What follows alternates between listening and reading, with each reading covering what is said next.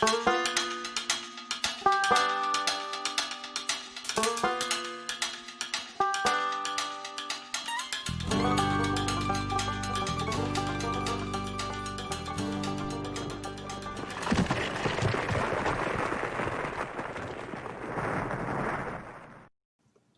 hello, and welcome back to my cellar. By the way, I'm still looking for an energy drink sponsor. Somebody challenged me to drink a Toxic Rick, so I'm going to drink that next week before I do this. And if I'm crazed or manic, you'll know what happened. All right, get my voice modulated here. We'll start with the beginning. Have a question about the evading rules located in Underworld and Wilderness Adventures, Volume 3, page 20. Yes, the 3 original books. That is the foundation. The party has encountered a monster in the wilderness. Neither side is surprised. Distance has been determined and the party wants to evade. Issue. Is evading a one-time only die roll per encounter before the pursuit die rolls begin? Or do you roll an evading die each time the party enters a new hex while being pursued? Okay. This goes back a long ways to when we were doing outdoor adventures. This is one of those where I would recommend use common sense. What is evading? Evading is getting away, hiding in the cave while the troll lumbers by without smelling you. If you don't evade, well then, if it's faster than you, it's eventually going to catch you. If you're faster, you'll probably eventually outrun it, and it'll give up. The farther away you get, as a DM, I would roll an increasing chance for the monster giving up. Now, having said that, unless it's an intelligent creature that's lurking for you, there's a fly in here I want to kill. Unless it's an intelligent creature that's seeking you, I would say that if you evade it in the square or hex, I can't remember what Outdoor Adventures was, or in your 5 mile or 10 mile hex, if that's how you're mapping, I would say that would be sufficient for most creatures that aren't at least some intelligent. Now, I'm not talking about creatures under direction or geas or something to go, hunt you down or something. Common sense. What's chasing you? Is it a nocturnal creature? Well, then you're much more trouble because it can look for you at night while you can't blunder around in the darkness. If it's a day creature, you might have an advantage. I would simply, as a DM, make an assessment of the likelihood.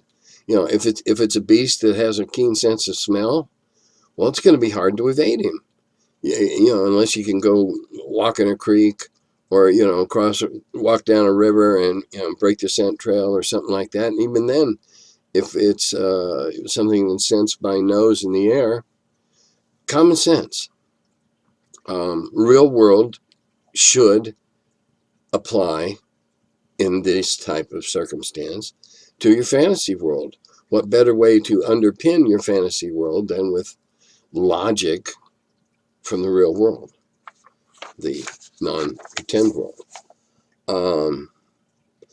And again, each new hex, if you're looking at something like a 5 mile hex, if you're looking at hexes, well, I don't use hexes underground. I always use squares.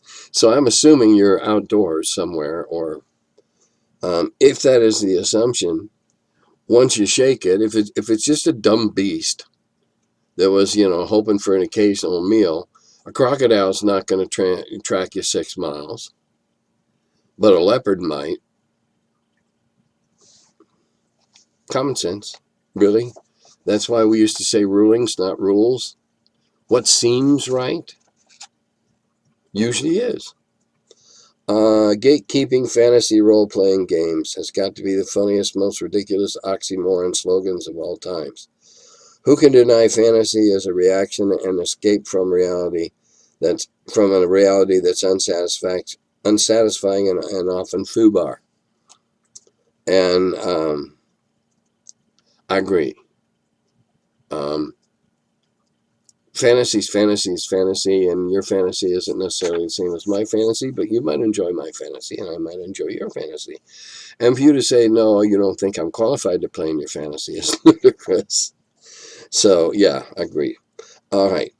Priest police. Yes, I use that. This person loves the term.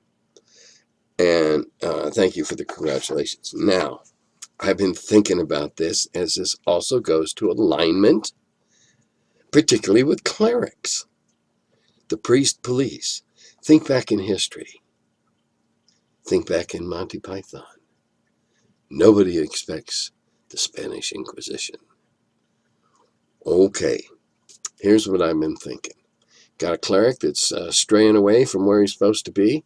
Well, have him run into a traveling Inquisition team who would put him to the test to make sure he's on the straight and straight and narrow, and adhering, and a little fire to his seat or whatever.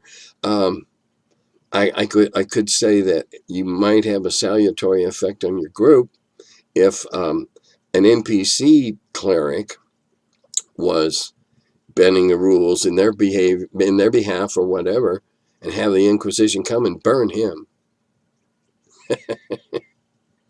It would certainly get the idea across to your group that alignments are important, particularly for clerics, but for everybody, because if you profess to be something and you haven't been, well, then you might be rigorously examined by the next group of examining clerics that are, it would make a very interesting wandering monster to encounter.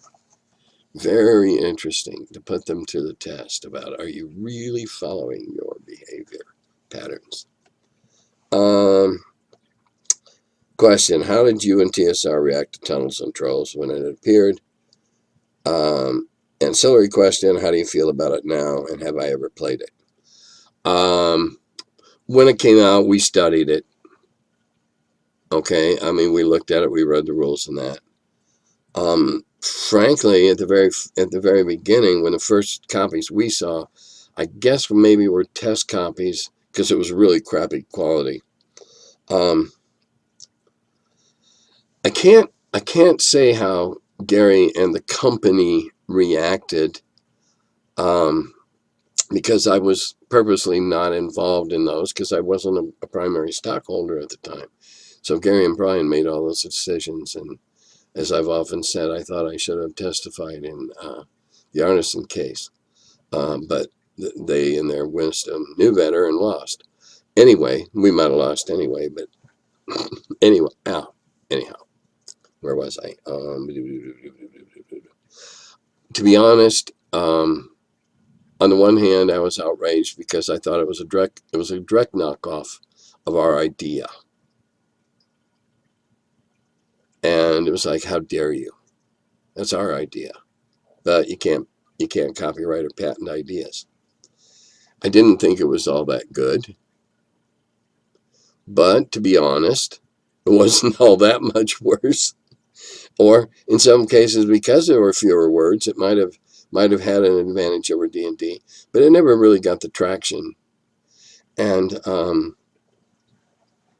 there's one individual that's still alive that's involved with it heavily that I just find to be a despicable human being. So no, I would never play it. Okay, I have major issues with alignment. For me, it is more a status bar of the character's behavior in the game and varies accordingly. Exactly. That's fine. That's an excellent way to look at it. And when that status bar goes below the line, here comes the traveling monks with the scourges. You probably will never have to do that more than once. And it's completely justifiable. especially if you can get a cleric that's been playing fast and loose. Um, yeah, alignment does go up and down, and it is a measure of how you're behaving. But if you're going to claim advantages of one alignment or another, whether it's, and I always, I put lots of magical weapons in, but they only worked for certain people or certain alignments. So, there were lots of them around, and they ended up being valuable trade commodities, or if they could find the right person, a nice sale. Um, okay, here we go. Oh my God, the Hofling, a race of Hasselhoffs. Please help me write up their racial characteristics. Okay, here's where I'd start with. Um, a reasonable strength rating. The human size, not a muscle builder, but reasonable strength. Um, he'd have to have a real high charisma because he's got the looks. Um, a secret ability would be really shiny hair that if he caught his head just right, it would blind his opponents because he always had that hair. It looked like it had been freshly oiled. Not particularly wise and not particularly smart because he kept getting into the same stupid shit again and again. He'd have a good charisma because apparently some people think that noise he makes is qualifies as singing. He'd have a reasonable amount of hit points, a reasonable dex. Sliding over that car all the time. He's got to be fairly flexible.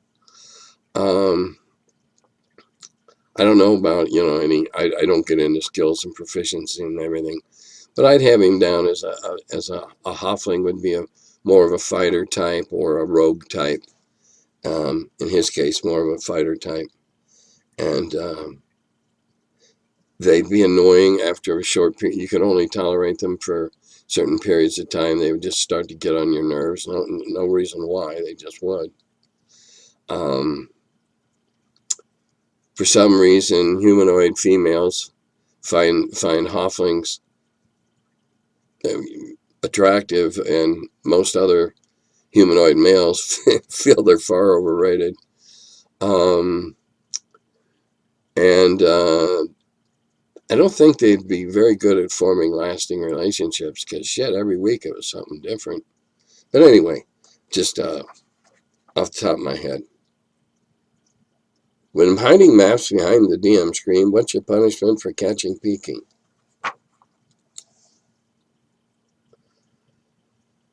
I never caught, maybe I was stupid, but I never caught anybody peeking in the playtest group.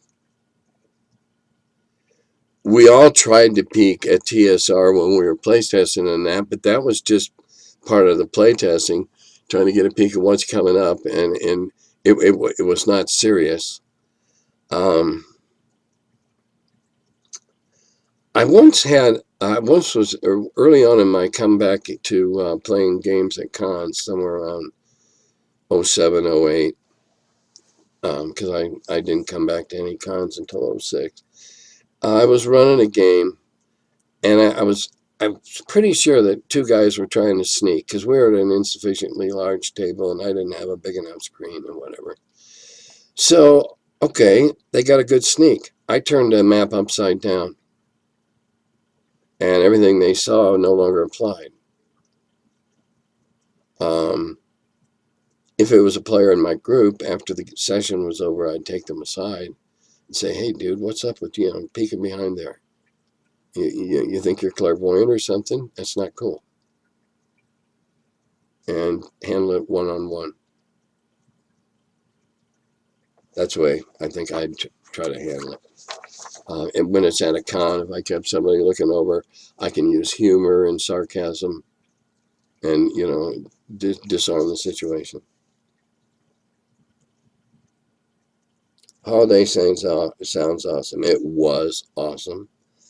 Getting kite flying in, I did. My kite has another beach notched up on its belt. On the nature of neutral orcs. This one time, okay, this, I don't normally get into my last adventure stories, but this is interesting. This one time I got our party slaughtered by a horde of blood-crazed goblins because the door between dungeon levels was manned by orcs. The orcs on the other side opened the door slit and tried to bargain for our safe passage to the next level. Unfortunately, it was my turn to respond, and I just couldn't get with the concept of dealing with a neutral monster. Stupidly, I chucked a knife at the orc's face, failed to hit it, made it so angry it slammed the door slit closed. We were trapped on the goblin level. We died, and the GM laughed his ass off. Yeah, I probably would have too. So in this case, it was a closed mind that proved to be a gatekeeper. I really appreciate your comment on alignment. That it's the DM who ultimately decides which alignment a piece he is behaving it to. And here, yeah, that's right. So, the clerics are the ones that really have to hew a line. Everybody else tends to slip back and forth through the gray area. Okay. Let's see, there's another. Oh, okay. Is anyone else mesmerized by the box file above Tim's hat and to the right of the photo of Sofia Vergara, Tim, and Joe Manganiello? I'm just 8 minutes, 28 seconds into but the lighting and the framing is screaming, this book is a clue. If it were a game scene, I would definitely pull on that and expect the bookcase to revolve. If it isn't too rude to ask, what's in the box? All right, I'll show you. I'm not exactly sure.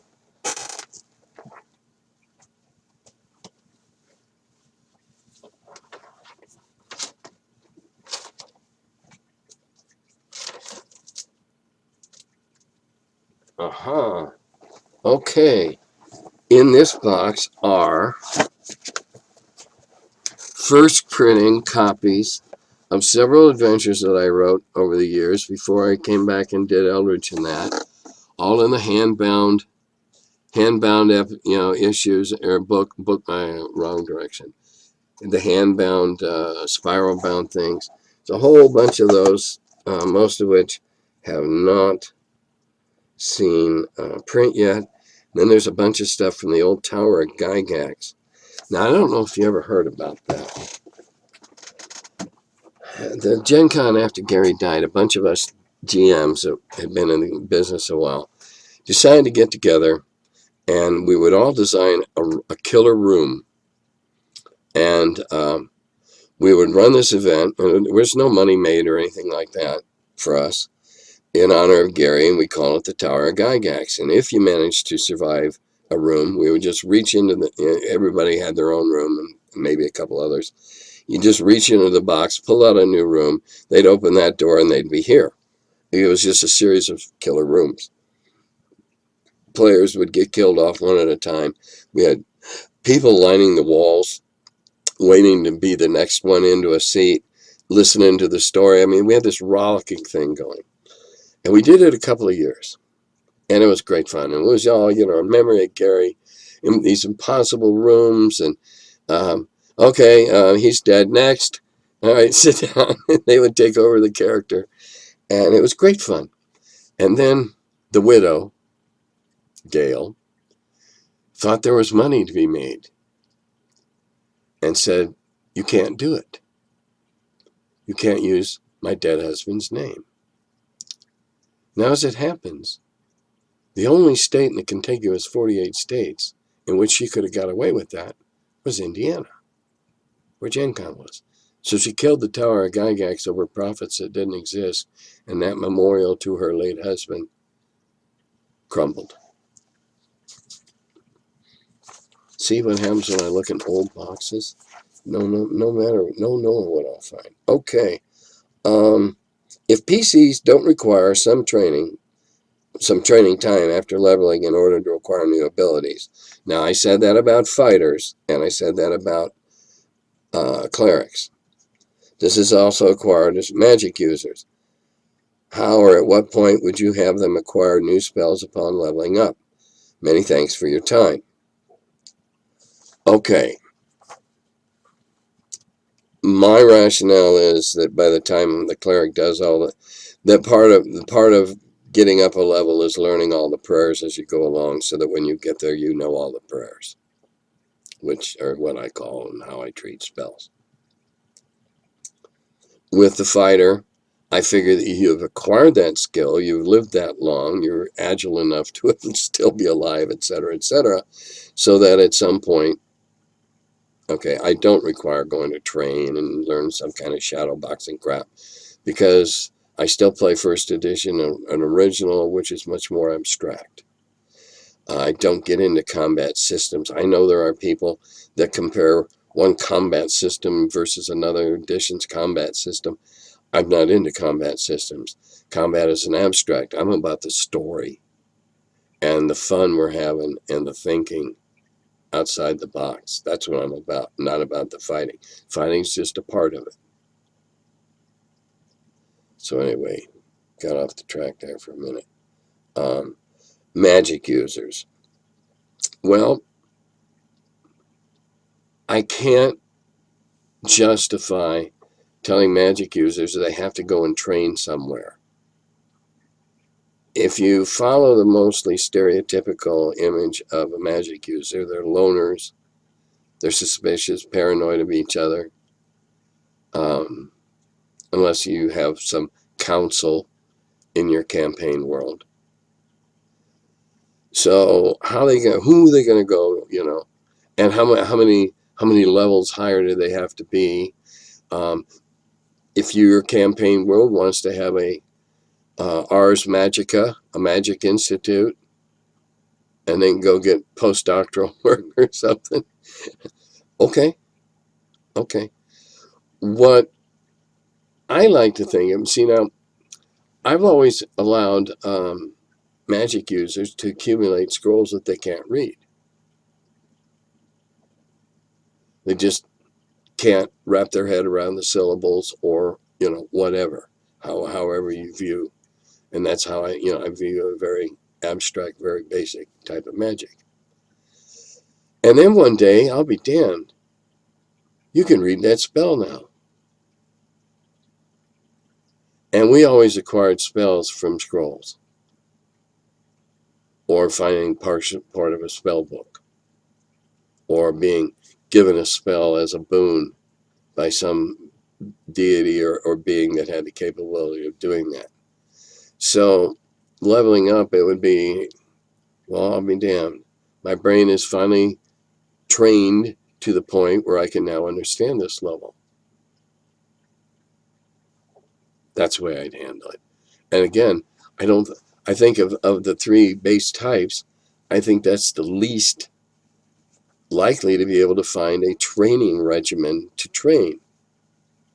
And let's take rogues. Well, where are you going to find a 24th level that's willing to teach an 8th level all those tricks? And no.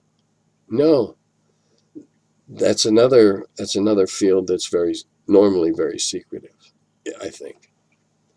Let's see. One more question. Okay, this person says, I am a gate parentheses keeper close parentheses guard. If someone wants to play a character I think is silly, I don't let them play in the game. That's perfectly fine. I salute that opinion, and I wouldn't call that gate doing anything to a gate, because your campaign, your rules, if I were to start another campaign, if we ever can get back together again and whatever, or decide finally to do it all on Zoom or whatever, I'd do it a lot different than I used to.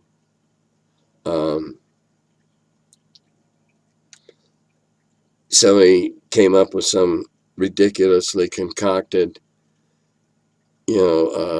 specialized type of Crusader knight. No, you can't be half this and half that. No. But then again, I probably wouldn't see that, because if I did run a campaign, it'd be for my friends who I already know wouldn't play that kind of crap. None of my friends are min-maxers. And hey, if the whole group is into that, that's okay. If you're having fun and role playing, you're doing it right. You're doing it right. That's the last comment to comment on. Let's see. Not a whole hell of a lot going on. Played some online the other night with a buddy. We were lamenting the fact that it sucks that every other Wednesday we're not meeting down here, playing on top of my the pad under the cover on my pool table with that. So we have an 8 by 4 foot game table.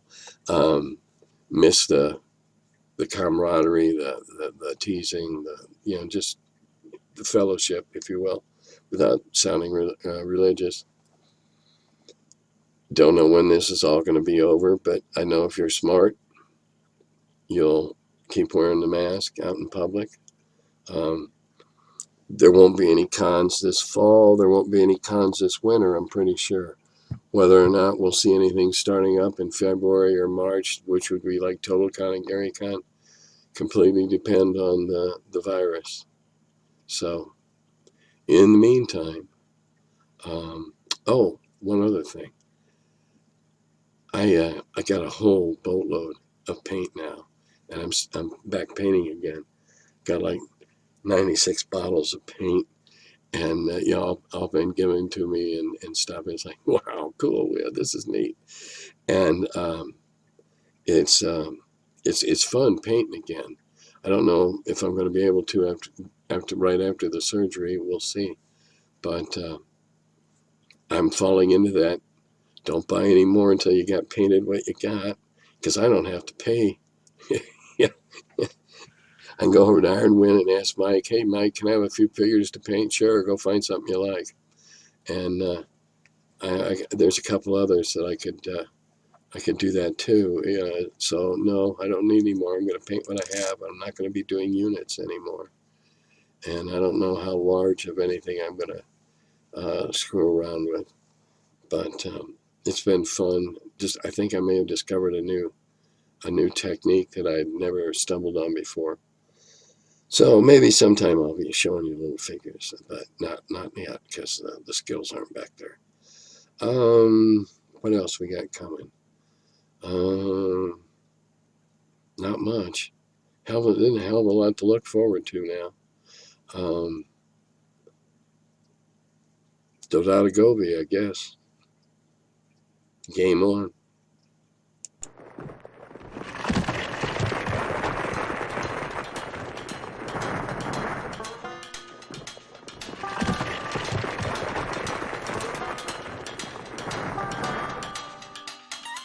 Oh, hello.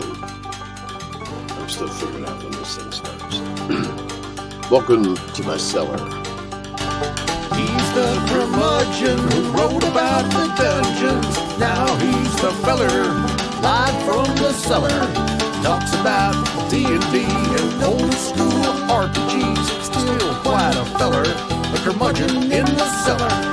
Last man around when them rates went down. Calling Gary in that Lake Geneva town. Hey Gary, it's an awful mess. Let me edit, we'll have success. D&D and Dragon Magazine. He's the curmudgeon who wrote about the dungeons. Now he's the feller, live from the cellar.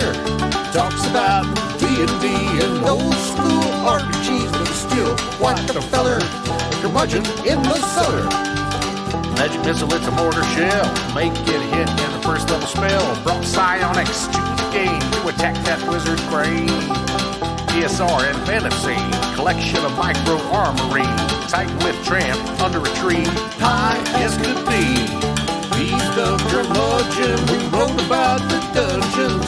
Now he's the feller, live from the cellar. Talks about D&D and old school RPGs, but he's still quite the feller, the curmudgeon in the cellar. Still quite the feller, the curmudgeon in the cellar. Curmudgeon.